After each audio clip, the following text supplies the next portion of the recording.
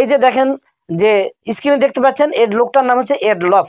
এ নাকি বাংলাদেশের বর্তমানে সবচাইতে সুদর্শন পুরুষ, এর চাইতে আর সুদর্শন পুরুষ বাংলাদেশে নাই। তাকে এটা অ্যাওয়ার্ড দিয়েছে একটা কোম্পানি। তো দেখুন বাংলাদেশে পুরুষের অভাব পড়ে গেছে, কত সুন্দর সুন্দর পুরুষ থাকে একে দিয়েছে। তো একে আমি ছোট ভাবতেছি না, যেহেতু আল্লাহ সে একজন সৃষ্টিজীব, এর কথা পরে আমি বলতেছি। তবে দেখুন আমাদের আলেম সমাজের মধ্যে একজন বক্তা রয়েছে মিজানুর রহমান আজহারি, ডক্টর মিজানুর রহমান আজহারি। তিনি কিন্তু ইনার চাইতে কম নয়, ইনার চাইতে কম সুন্দর নয়, এর চাইতে অনেক গুণ সুন্দর আমার চোখে ধরা পড়েছে। আর আপনাদের চোখে কি সেটা আমি বুঝি না। তবে তিনাকে বাদ দিয়ে ইনাকে এই মুহূর্তে যে সুদর্শন পুরুষ হিসাবে ঘোষণা করলো, এর মধ্যে একটা ষড়যন্ত্র রয়েছে। তো এই ষড়যন্ত্র কথাটা আমরা একটু পরে বলতেছি। চলুন আমরা আগে এই গোলাম রাব্বানী সাহেব, মুস্তাফিজুর রহমান এবং মৌলানা সাদিকুর রহমান আজহারি, তিনজন এদেরকে, এই লোকটাকে এডলফকে নিয়ে কি বললেন আমরা একটু শুনে আসি। ইনি নাকি বাংলাদেশের সবচাইতে সুদর্শন পুরুষ। তাহলে বলেন তো ডক্টর মিজানুর রহমান আজহারি ভাই দেখতে কি অসুন্দর?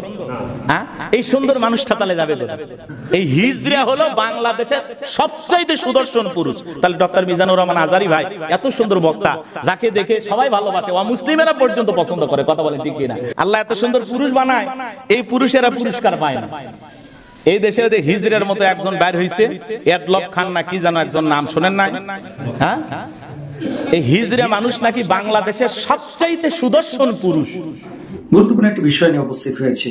আপনারা নিশ্চয়ই দেখেছেন, সোশ্যাল মাধ্যমে ছড়িয়ে পড়েছে। মেয়েলি স্বভাবের এক ভদ্রলোককে সারা বাংলাদেশের সেরা সুন্দর পুরুষ হিসেবে স্বীকৃতি দিয়েছে কোন একটি সংস্থা। আমার কাছে আপনারা যে যাই বলেন না কেন, এই বিষয়টিকে একটা সূক্ষ্ম কালচারাল সন্ত্রাসের বিষয় আমি মনে করছি। যে এই ধরনের বিষয়গুলো সমাজে ফ্লাশ করে কিছু মানুষকে সেদিকে টানা এবং এই কালচার অভ্যস্ত করা হয়তো বা তাদের আপনার টার্গেট হতে পারে বা থাকতে পারে। জাতির বিবেক কি মরে গেছে? রুচির দুর্ভিক্ষ চলছে নাকি বিবেকে পছন্দ হচ্ছে? আমি দেখেন সেই ব্যক্তিকে খাটো করে কথা বলবো না, সে ব্যক্তি যে হোক তার নামটাও আমি নিতে যাচ্ছি না, কিন্তু আপনারা হয়তো সোশ্যাল মিডিয়ায় তাকে আপনারা অনেকে দেখেছেন। প্রত্যেকটা বনি আদম সম্মানিত, তো মানুষ হিসেবে তিনি সম্মানিত, কোনো সন্দেহ নাই, মাখলুক হিসেবে। কিন্তু তিনি যদি বাংলাদেশের সেরা সুন্দর পুরুষ হয়ে থাকেন, তাহলে অন্যান্য অনেক পুরুষ যারা সত্যিকার অর্থে সুন্দর, আদর্শের দিক থেকে সুন্দর, এই পুরুষগুলোর সাথে অবিচার করা হবে। আমাদের বাংলাদেশে আমরা দেখেছি অনেক বড় বড় স্কলার আছেন, বুদ্ধিজীবী আছেন, ডক্টর আছেন, ঢাকা বিশ্ববিদ্যালয়ে বহু টিচার আছেন, তাই না? সোশ্যাল মাধ্যমে অনেক বড় বড় ব্যক্তিদের ফেজ আমরা দেখি, তাদের ব্যাপারে এই ধরনের কথা বলা হয় না, কিন্তু তার ব্যাপারে এত হাইলাইট, এত ফলো কেন করা হচ্ছে? তিনি তো করছেন না, যারা করছেন তাদের ক্ষোভ যে আসলে এ যদি সেরা সুন্দর হয়, তাহলে সুন্দরের সংজ্ঞাটা নতুন করে হয়তো বা বাংলাদেশে লেখা দরকার। শুনুন, এডলফ খানের মতো এরকম একটা নেহায়েত মেয়ে মানুষের মতো লোক কোন রকম পুরুষ হয়ে বেঁচে আছে, তাকে যখন আপনি সেরা সুন্দর বলে যখন আপনি পুরস্কার দিবেন, সুদর্শন পুরুষ বলে যখন আপনি পুরস্কার দিবেন, এটার পরে আলেম ওলামাদের ফিডব্যাক কি, সাধারণ মানুষের ফিডব্যাক কি, তাওহীদি জনতার ফিডব্যাক কি, এটা তারা দেখতেছে। যদি দেখে যে না এটা আমরা খুব সহজে মেনে নিছি, তাহলে পরের ধাপ আসবে। তো এই যে অবস্থা, এমন একটা ব্যক্তি যাকে দেখতে নিতান্ত মহিলা মানুষের মতো লাগে, তাকে যদি আপনি সবচেয়ে সুদর্শন পুরুষ বলেন, তাহলে এটা এই জাতির জন্য, একটা মুসলিম উদ্দেশিত একটা দেশে, দ্বিতীয় বৃহত্তর একটা মুসলিম দেশের জন্য এটা লজ্জাজনক। এটা তো আমরা একটা দিক বলছি। এবার আপনি দ্বিতীয় বিষয়টা চিন্তা করলে আপনি হতবাক হয়ে যাবেন। বর্তমান প্ল্যানই চলছে এটা, এডলফ খানের মতো ব্যক্তিদেরকে প্রমোট করে দিয়ে যাকে সুদর্শন পুরুষ হিসেবে ঘোষণা করা হচ্ছে। আমার কাছে মনে হয় এটা নিতান্তই একটা বেহায়াপনা ছাড়া আর কিছু না। এইরকম একটা পুরুষ সুদর্শন পুরুষ হয় কেমনে? পুরুষের তো সমাজের ভিতরে অভাব পড়ে নাই। সুদর্শন পুরুষ বলতে আমরা ওই পুরুষদেরকে বলি যাদেরকে দেখলে সুপুরুষের মতো লাগে, আর যাকে বলা হয়েছে সুদর্শন পুরুষ তাকে দেখলে একেবারে নিতান্ত একটা মহিলা মানুষের মতো লাগে। তো তিনি সুদর্শন পুরুষ হয় কেমনে? সুদর্শন পুরুষ তো তিনি হবেন যার ভুরুটা পুরুষের মতো হবে, কিন্তু যিনি সুদর্শন পুরুষ হিসাবে আমাদের দেশে আসছেন, আবির্ভাব হয়েছেন, তো উনার পুরুষত্ব কেমন আপনি একটু চিন্তা করেন। উনার ভুরুটা প্লাগ করা, এটা তো পুরুষের ক্যাটাগরিতে পড়ে না। এরপরে আপনি দেখবেন তার দুলগুলো যে কোন জায়গায় পড়া, এটা শেষ নাই। এক এক দিন এক এক জায়গায় দুল পরে তিনি, গলার ভিতরে এই পর্যন্ত চেইন পড়া, হাতের নখগুলা এই পর্যন্ত বড় বড় নখ, আবার সেগুলাতে আইল্যাশ, আইশ্যাডোর, আরো কত কিছু, চোখের ভিতরে যে কত কিছু লাগানো থাকে, এগুলো সবকিছু নামও আমরা জানি না। তো এই যে অবস্থা, এমন একটা ব্যক্তি যাকে দেখতে নিতান্ত মহিলা মানুষের মতো লাগে, তাকে যদি আপনি সবচেয়ে সুদর্শন পুরুষ বলেন, তাহলে এটা এই জাতির জন্য, একটা মুসলিম অধ্যুষিত একটা দেশে, দ্বিতীয় বৃহত্তর একটা মুসলিম দেশের জন্য এটা লজ্জাজনক। কিয়ামতের আগে ফিতনা দুনিয়াতে আকাশ থেকে নাজিল হবে বৃষ্টির ফোঁটার মতো। আপনি জন্মসূত্রে মুসলমান, আপনার বাবা মা মুসলমান, আপনার পরিবার মুসলমান, মুসলমান সমাজে আপনি বড় হয়েছেন, এই জন্য আপনার মধ্যে এক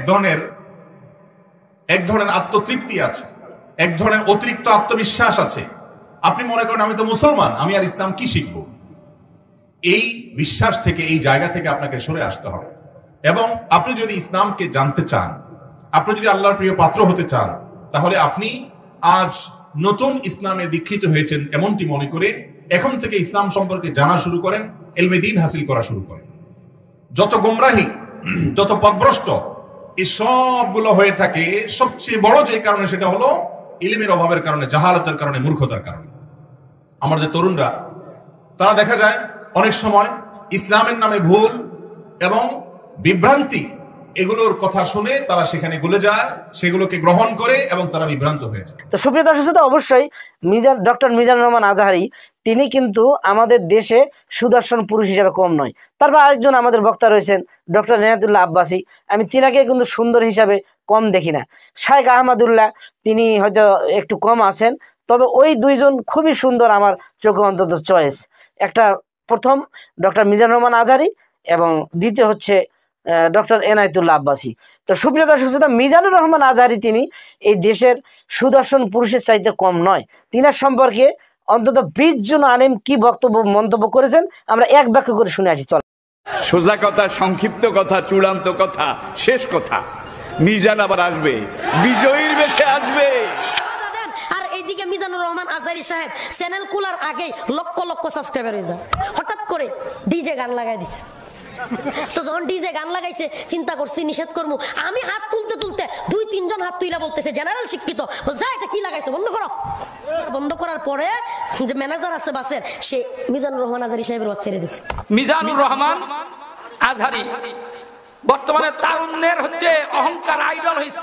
বাংলাদেশে নাম্বার লেভেল অনেক আছে, অনেক সুন্দর কণ্ঠ, অনেক সুন্দর আলোচনা, অনেক জ্ঞান গর্বমূলক আলোচনা। বর্তমান সময়ে একজন আলোচিত ইসলামিক দায়ী, ইসলামিক একজন স্কলার মৌলানা মিজানুর রহমান আজহারী, যিনি সাম্প্রতিক সময়ে বাংলাদেশে যথেষ্ট জনপ্রিয়তা অর্জন করেছেন। ডক্টর মিজানুর রহমান আজহারীর ব্যাপারে আমার কাছ থেকে কিছু শোনেন, কিছু গোপন কথা আমার কাছ থেকে শোনেন। বাংলাদেশের মধ্যে যদি মিজানুর রহমান আজহারীর মতো একজন মানুষ পাওয়া খুবই কঠিন, ঠিক কি না? আজহারী সাহেব ভালো ওয়াজ করেন, যুবকদেরকে এত সুন্দর সুন্দর ওয়াজ শোনাচ্ছেন, যার কারণে তামাম দেশে এমনকি বহির্বিশ্বে তাকে খুব সুন্দর করে সমর্থন করেছে, বিশেষ করে যুব সমাজ।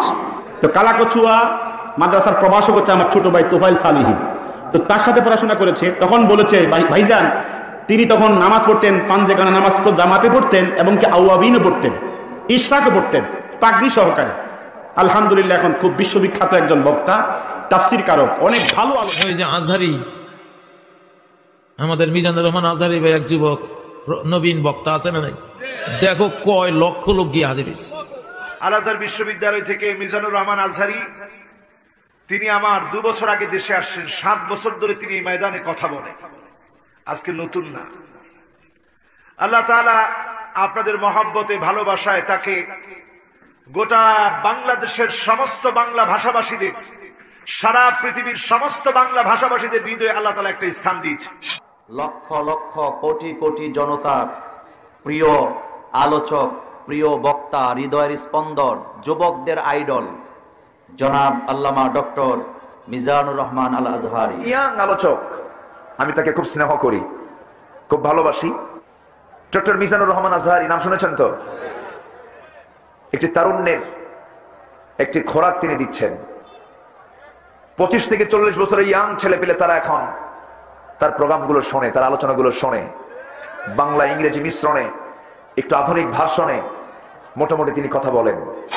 বাংলাদেশে এই প্রথম ওনার মতো একজন বক্তা দেখতে পেলাম যে আমাদেরকে নিয়ে উনি ভাবছেন বা আমাদেরকে নিয়ে সমাজে কিছু প্রচার করার জন্য উনি কথাবার্তা বলতেছে আমাদেরকে নিয়ে। আমরা তাতে অনেক সন্তুষ্ট। ইউটিউবে ওনার অনেক ওয়াজ শুনি, অনেক বয়ান শুনি। আমি একজন হিন্দু সম্প্রদায়ের লোক, তারপরও আমার ওনার প্রতি অন্যরকম একটা ভালোবাসা, একটা আবেগ জাগে। আমি ওনাকে আমার অন্তর থেকে অনেক ভালোবাসি। এই জন্য ওনার ওয়াজ, ওনার তর্জমা তাফসির আমি ভালো করে শুনি। তারপরও আমরা চাই যে উনি আমাদের সাথে একটু দেখা করুক। ওনাকে দেখতে পেলে আমরা নিজেদেরকে একটু ধন্য মনে করতাম। আপনারা বিশ্বাস করবেন কিনা আমি জানি না, আমি নিজেকে নিজে আজহারি হুজুরের প্রেমিকা মনে করি। আমি ওনাকে অনেক ভালোবাসি, অনেক প্রিয় ডক্টর মিজানুর রহমান আজহার। 12 বছর আগে ওর এলাকায় গিয়েছিলাম আমি। ও তখন কোরআন তেলাওয়াত করেছিল। তো কোরআন তেলাওয়াত শুনে আমার ভালো লেগেছে। আমি বললাম এদিকে আমার এটিএন এর একটা ছোট কার্ড ছিল, ওটা দিলাম তাকে, বললাম দেখা করবি এটিএন। গেছে। যাওয়ার পরে আমার আলোচনার আগে দিয়ে একটু আলোচনা রেকর্ড করে টেলিভিশনে ছেড়ে দিলাম। সেই তার হাতে সবক। আজকে আমার মিজানকে আল্লাহ কবুল করুন। মিজানের সুন্দর আলোচনাকে আল্লাহ আমাদের আমলের তৌফিক দান করুন। মিজানুর রহমান আল আজহারী ভাইয়ের কথা যারা বন্ধ করে, রাসূল সাল্লাল্লাহু আলাইহি সাল্লামের কাছে কিভাবে তুমি মুখ দেখাইবে প্রস্তুত থাকো।